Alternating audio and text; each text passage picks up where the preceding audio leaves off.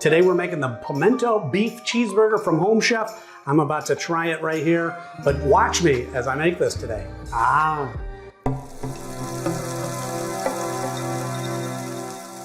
So here we go, step one. I got all the before you cook stuff done. The oven is preheating, the baking sheet is ready. Cut potatoes into 1/2 inch thick fries and pat dry. I don't know if I've ever cut potatoes into fries. This is new for everybody. All right, so let's get 1/2 inch, just that seems about 1/2 inch. And then we'll cut them again. That seems right. Yeah? Those seem like fries? Yeah, that's pretty good. Like a thicker 1/2 inch thick fry. All right, so there you go. There's a nice, that's a good amount. Now this is a servings for 4. And I want to say before I get too far into this, if you want to try out one of these burgers or any of the meals for yourself, I've got a great discount code in the description below. So you can click on that, get a substantial amount off of your order. And again, you have all the options. You pick out what menu you want. You pick out, maybe you want to try out the burgers, maybe you don't. But they have a wide variety of things. You can get a great discount off of your order. And again, you can have that recurring. You can have meals coming every week or every other week. You can skip a week, whatever you want to do. Place fries on a prepared cookie sheet and toss with 2 tablespoons of olive oil. This is where that doesn't quite work. I'm gonna modify that. There was another recipe that I had to do where I had potatoes and it said toss it on the cookie sheet. To me, that doesn't work real well because it ends up being, it gets kind of all stuck together. So I'm gonna put it in here and I'm gonna toss this in here. A little bit of oil. Maybe a lot of oil. A little toss, just to get them nice and more evenly coated. Now I've done enough of these that I feel like a pro, that I go, all right, I could probably adjust that a little bit there. Cookie sheet's a little on the small side for that many potatoes, but I'm just gonna do that. That was like my own modification as a professional chef. A little salt. It may take just a little bit longer, so they say 25 to 30 minutes. All right, so let me get a mixing bowl. Excuse me, pardon. Ouch.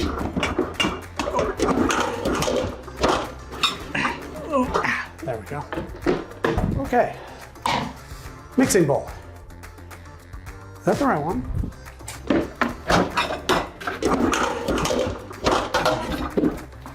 Mixing bowl. Whew. I'm going a little bit bigger than I normally do because I always feel like it's too small. All right, so in a mixing bowl, combine the pesto, which I think is this. Nice little container. I like that. That's kind of fun. And maybe, something you can hang on to. So I'm gonna do 1 hot sauce packet. So I want to try to get the full experience, but I'm not a huge spicy fan. But my wife is, so I want to make sure that she gets a little bit of the spice. So we have 2 packets, so I'm going to do 1. If she wants to add a little more for her liking, we can do that. All right, see, now it's preheated. So now we're back on track. So we got 2 packets of cream cheese. Let's get that put in there. There's this buffalo chicken dip that my wife makes that has hot sauce. It's hot sauce and buffalo chicken. I don't know what's in it, but the point is that it's a little on the spicy side, and I do enjoy that because the flavor is so good. Whereas I don't like things that are just overpoweringly spicy. I do like if there's spice that comes with the flavor, as I'm thinking this is. So this is Heinz real mayonnaise. So here's the question of the day.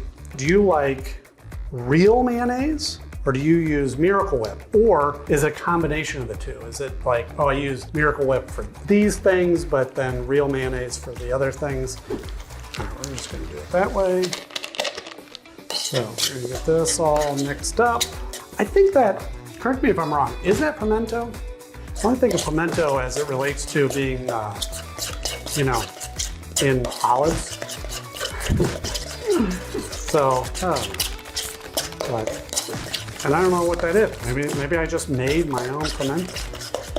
And we set that aside. Perfect. In the 90s, there was a TV show called Dinosaurs, and it was a sitcom about a family of dinosaurs, for those of you that remember that. When they were going to the refrigerator, there were a bunch of these creatures that were in the refrigerator, and they would like hand them whatever they were looking for or whatnot.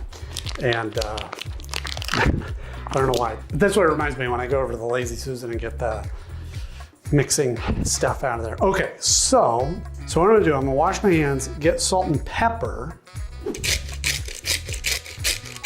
So we're gonna make this into 4. I don't know of a better way to do this, except with my hands.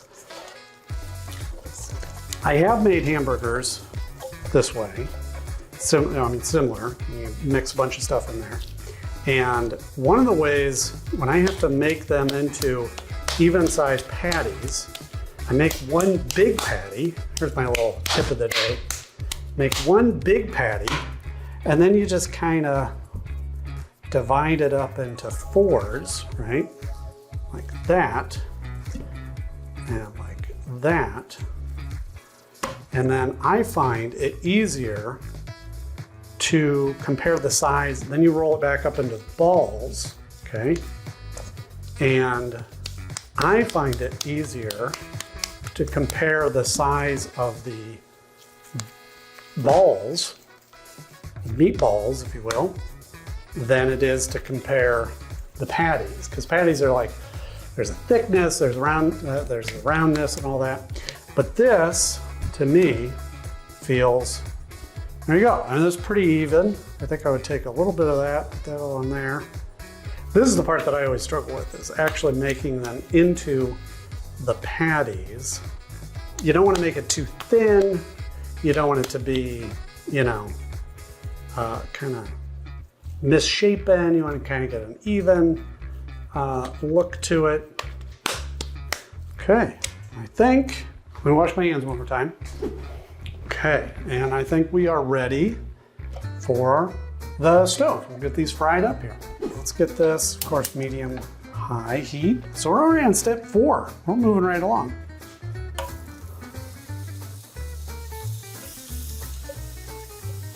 Those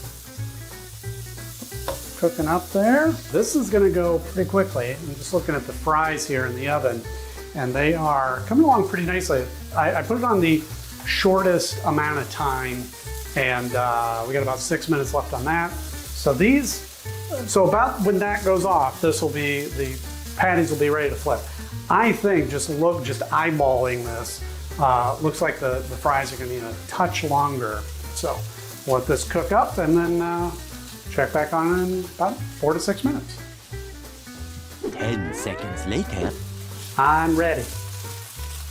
SpongeBob? I'm ready. I'm ready. I'm ready.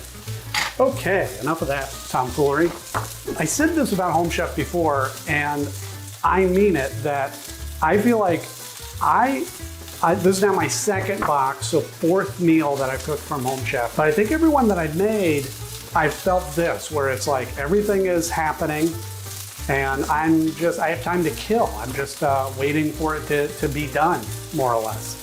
And I like that. I don't like being stressed about cooking, and it seems like sometimes there's like multiple things going at one time, and it's just very stressful. There's like one thing on the skillet, one thing in the oven, and just let it cook. These have been going for 6 minutes, so I will flip these. Oh yeah, that's looking good. That is looking good. I like a little bit of caramelizing there. Nice. All right, so that's going along, and I don't know what to do. So I'm hungry, I'm ready to eat, and this is all, I'm just waiting for it to happen here. So that's been about 2 minutes. I'm gonna do the patty, or we got more cooking time that's gonna happen here. So we're gonna do this on 2 of them. I feel like that's just gonna go everywhere. Okay, do that, put that down. I don't know how the cheese isn't gonna melt and just fall all over the place. But I trust them,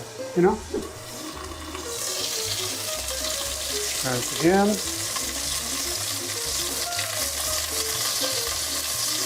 There we go.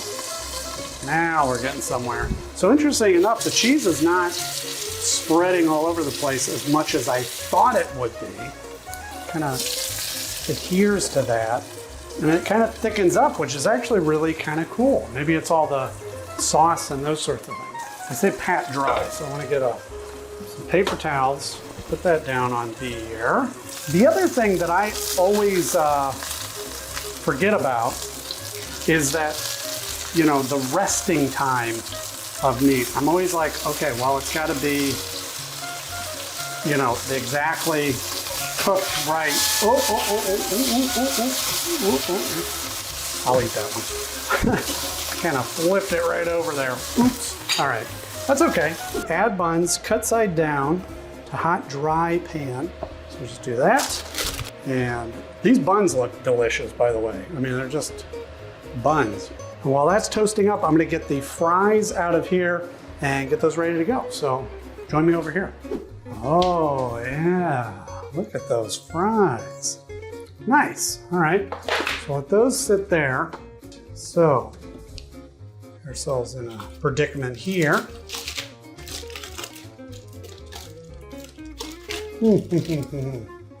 Well, okay, so we got some fries sticking to the foil.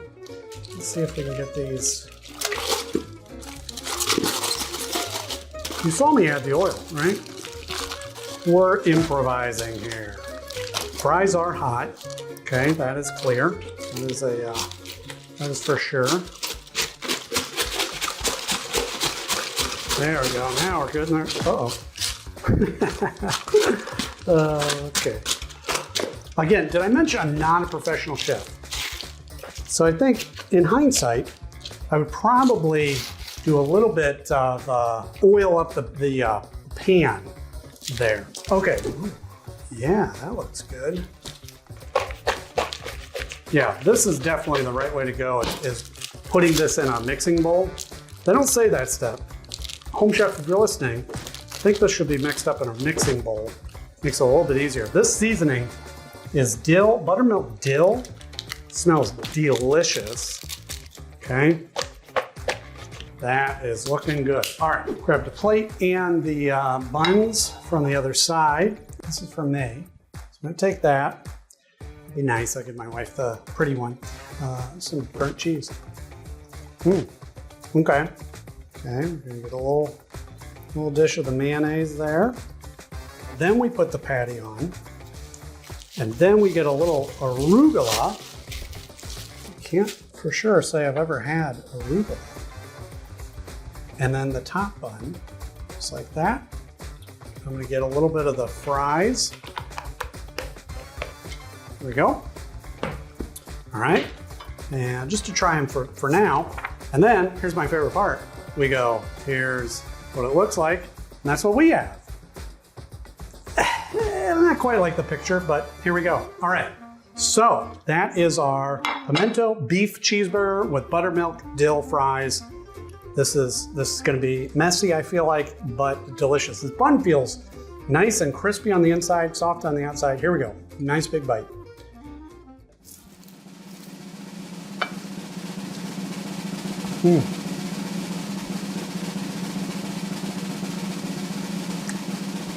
That is delicious, but also a very interesting flavor profile. The cheese adds a nice little bite, a little bit of heat in there. The burger is really well done, really not well done, but well done correctly. That's all delicious. Let me try these fries. Oh my gosh. I'm a big fry fan, but that might be some of the best fries I've had, simply because that seasoning, the buttermilk dill, is delicious. That is really, really tasty. I want to eat the whole thing, but I just want to say, if you want to get your own home chef meal kit, I highly recommend this. I can't wait to eat this. And we got more to eat later, which is great. Click the link in the description. You can get a great discount on your box, your subscription, and be able to try it out yourself. You can, learn a little bit, try new recipes. This is something I never would have ordered off of a menu, but I get to try it out, and it's delicious and pretty easy to make. As you saw, it's pretty stress-free, easy to kind of assemble and put all these on. Everything was kind of doing its thing. So really, really good. Click subscribe and like this video to watch me on my journey as we're trying to find the best meal kit delivery services, and Home Chef, I gotta tell you, is right up there. So this is delicious, and I'll see you in the next video. I need a napkin.